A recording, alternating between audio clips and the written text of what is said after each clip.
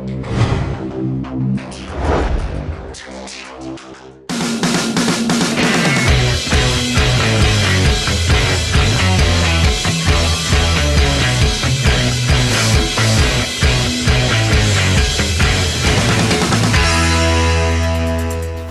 привет!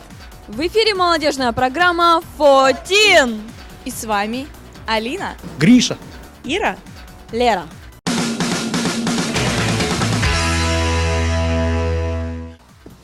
Прикиньте, народ, свадебное приглашение нашла. опа, да у нас новый роман намечается. В смысле? Ирка, ты что, любовные приметы знаешь? Тогда запоминай.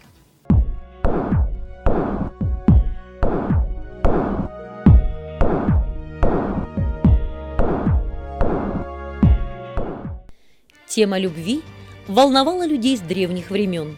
Считается, что в нашей жизни нет ничего случайного. Поэтому все наши неожиданные встречи и находки тоже очень символичны.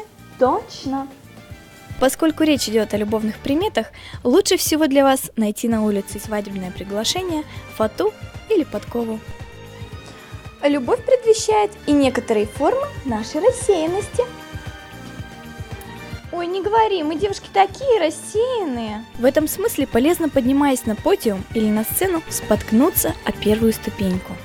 Мелкие женские неприятности тоже порой предвещают любовь. Я не поняла, это ты мою сережку сломала? Нашу я сломала, Алина, сережку. Нашу. Ну да.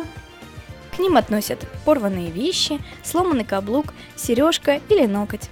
Неплохая примета – уронить в кольцо или после знакомства с объектом потерять деньги. Лучше, конечно, не все. Или записную книжку. Самым большим свидетельством любви считается навязчивое желание всех знакомых сменить вашу прическу. Ну и как тебе мой новый цвет? Какая ж ты страшная. Бывает, ходишь с одной стрижкой несколько лет, и все вроде бы нормально, как вдруг с того ни с сего все будто сговорились, начинают цепляться к твоим волосам и предлагают подстричься или отрастить косу. Может, они сошли с ума, а может и нет, ведь был же в древности обряд, при котором женщина, выходя замуж, обязательно меняла прическу. Еще одна хорошая примета любви – встреченный на улице астролог. Подожди меня, я тоже хочу посмотреть. Астролога способны заменить поющие цыгане, конь, чья-то свадьба или двойняшки.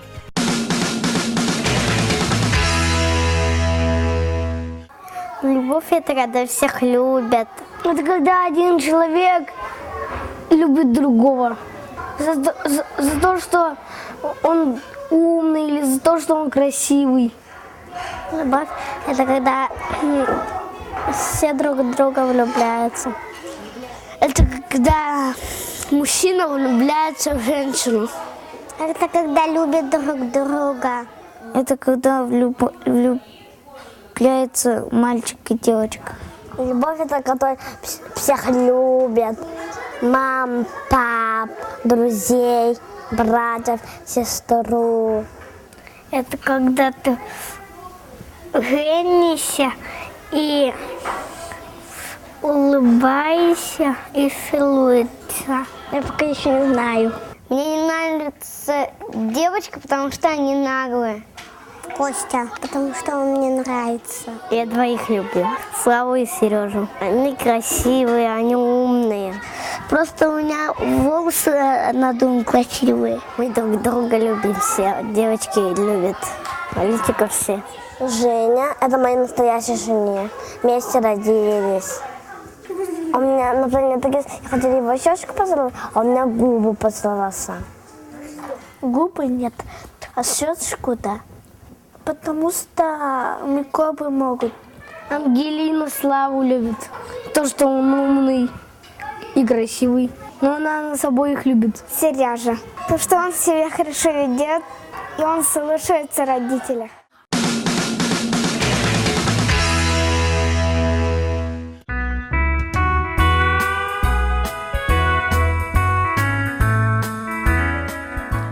Здравствуйте!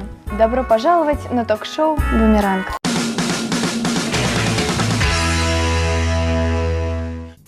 не смерть, а жизнь есть испытание настоящего мужества. Доблесть солдат зависит от разумности начальника. Как говорится, у храброго генерала не бывает трусливых солдат. Итак, тема нашего разговора – армия.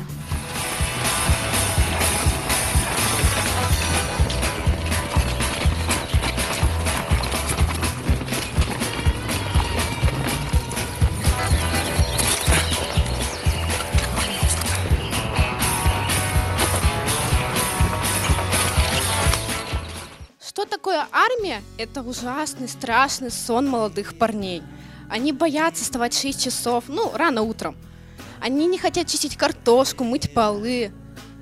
Они не хотят брать ответственность. Это кошмарный сон. Армия – странная штука. То моешь песок, то красишь траву. Мне кажется, что служба в армии – это обязанность каждого мужчины. Каждый уважающий себя мужчина должен отслужить в армии для того, чтобы стать мужественнее, сильнее и ответственнее. Армия – это достоинство для России. На данный момент в России вооружена лучшими танками и военно-воздушной техникой.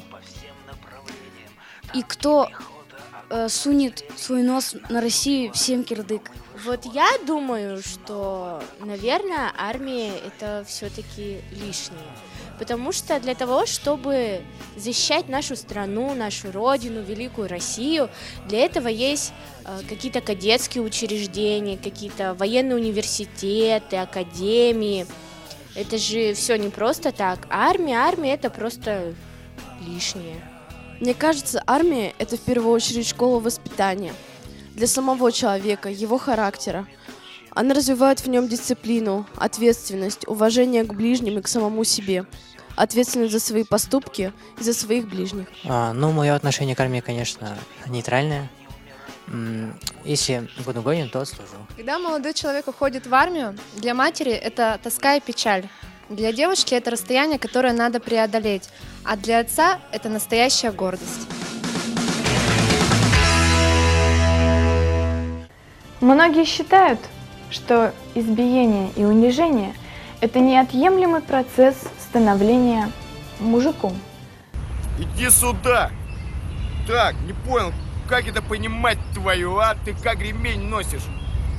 Как все. Всем было приказано затягивать ремень по размеру головы, блин. А как вы относитесь к дедовщине в армии? Трудно ответить, потому что кто еще не был в армии, тот этого никогда не узнает. Я считаю, что дедовщина – это полнейший бред, потому что, во-первых, это унижение для того, кто подвергается вот именно этим издевательствам. Иначе почему русский солдат в огне не горит и в воде не тонет? Я считаю, что дедовщины не должно быть. Если бы ее не было, в армии бы служило бы намного больше людей. Кажется, что дедовщина нужна, но все мальчики слабые приходят в армию, а после уже сильные становятся. Она нужна для того, чтобы просто повеселиться над теми, кто еще неопытен. Я считаю, что это совсем неприемлемо. Дедовщина в армии должна быть. Дедовщина есть и будет, и она делает из парней настоящих мужчин.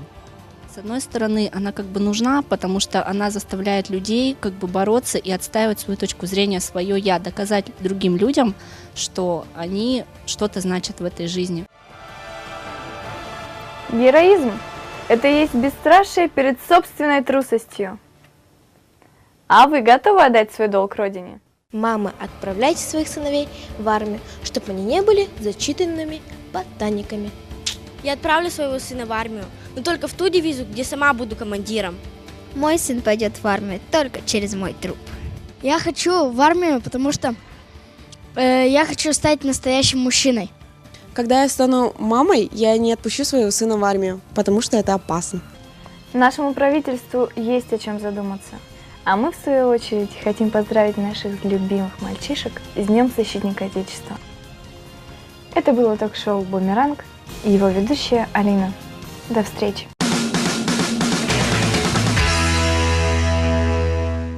Это была программа «Фотин». Оставайтесь с нами!